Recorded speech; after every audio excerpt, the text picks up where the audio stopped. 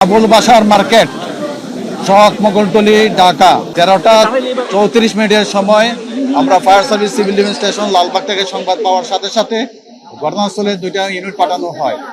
আপনারা জানেন যে চক মোগলটলি এলাকাটা অত্যন্ত যানজট এলাকা এবং লালবাগ থেকে 2টা ইউনিট ঘটনাস্থলের দিকে রওনা হয়। এবং যেহেতু চক বাজারে আগুনটা 8তলা ভবনের 3 তলায়, ভয়াবহতার কারণে আমরা হেডকোয়ার্টার থেকে আরো 4টে ইউনিট আমরা ঘটনাস্থলে পাঠাই। ঘটনাস্থলে উপস্থিত হয় আমাদের লালবাগ ফায়ার স্টেশন, দেখে প্রচন্ড ধোঁয়া, অর্থাৎ 8তলা ভবনের মাত্র একটা সিঁড়ি এবং সিঁড়ির মাত্র দৈর্ঘ্য 2 ফিট, যার কারণে 3তলা ভবনের একবারে সামনে যে রুমটা ছিল ওই রুমে আগুন ছিল, প্রচন্ড ধোঁয়া ছিল। এবং আমাদের ফায়ার সার্ভিস সিভিল ডিফেন্সের যারা ফায়ার ফাইটার ছিল অত্যন্ত দক্ষতার সাথে ব্রিদিং অ্যাপারেটাস করে আগুনটাকে নির্বাপন করার জন্য চেষ্টা করে। এবং প্রত্যেকটা গুদামের শাটার গুলো ছিল তালাবদ্ধ অবস্থায়। এই তালাগুলো আমাদেরকে খুলতে হয়েছে, অনেক চ্যালেঞ্জ ছিল এই আগুনটা নির্বাপন করতে।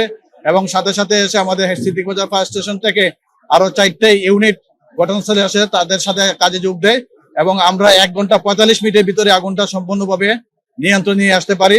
এখন আমাদের ভিতরে কার্যক্রম চলমান অবস্থায় আছে। ভিতরে কিন্তু প্রত্যেকটা গুদামে যেগুলো কাটছি আমরা তালা, সেগুলো খোলার শাটার খোলার পর দেখা যাচ্ছে যে রুম ভর্তি করা প্লাস্টিক, ছাতা, অন্যান্য ইলেকট্রিক পণ্য মালামালগুলো এই গুদামে রক্ষিত অবস্থায় আছে। এই মালামালগুলো সরাতে হবে, সরাতে অনেক সময় লাগবে, যার কারণে আগুনটা নির্বাপন করতে অনেক সময় লাগবে। আর বিশেষ করে ফায়ার সার্ভিস সিভিল ডিফেন্স যথাসময়ে সঠিক সিদ্ধান্তের কারণে আশেপাশে যে মার্কেট ছিল, যে মার্কেটগুলো ছিল, পাইকারি মার্কেটগুলো ছিল, আশিক টাওয়ার ছিল এবং হাজার টাওয়ার ছিল, আশেপাশে কোনো জায়গায় আগুনটা ছড়াতে পারে নাই। এবং আমরা দ্রুততার সাথে আগুনটা নির্বাপন করি। আগুনের ক্ষতি এবং উদ্ধার এই বিষয়ে এখনো বলা যাচ্ছে না, কারণ আমরা আগুন নির্বাপন করার কার্যক্রমে চলমান অবস্থায় আছি। আর উদ্ধারের পরিমাণ এটা পরে বলা যাবে। আর আগুনের কারণটা আমাদের একটা কমিটি গঠন হবে, তারপরে আমরা বলতে পারবো। এখানে দীর্ঘদিন আগে এই বিল্ডিং গুলো হয়ে গেছে এবং এই বিল্ডিং গুলো যে অবস্থায় হয়েছে সেই অবস্থায় অগ্নি নির্বাপনের ব্যবস্থা খুবই কম এবং ফায়ার সার্ভিস সিভিল ডিফেন্স থেকে সেফটি প্ল্যান খুবই কম বিল্ডিং এর আমাদের আছে।